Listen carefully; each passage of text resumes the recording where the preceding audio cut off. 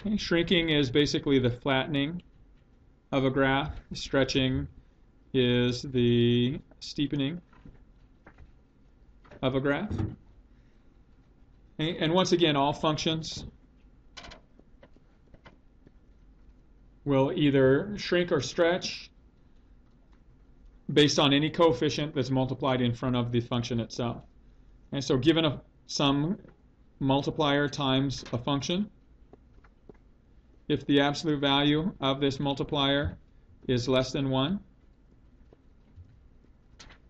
the graph will shrink. And it means it'll flatten out.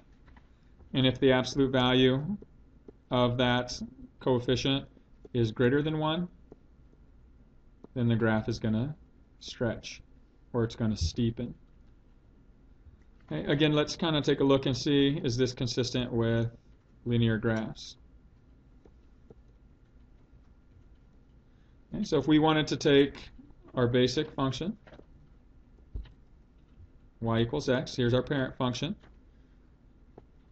Okay, if we're sketching the graph of y equals 3x, okay, is the absolute value of 3 greater than 1 or less than 1? Greater than 1. So we're going to steepen, it's going to stretch it or steepen this graph.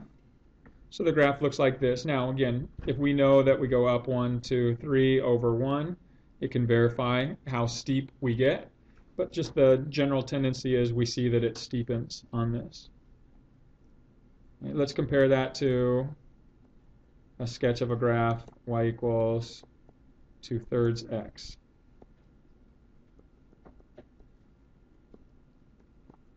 Okay, so here we have, again, just our basic parent function.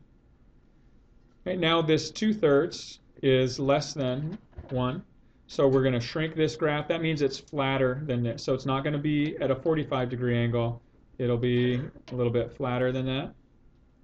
And so again, if you think of it going up 2 over 1, 2, 3, again, consistent with the fact that you have that flatter graph.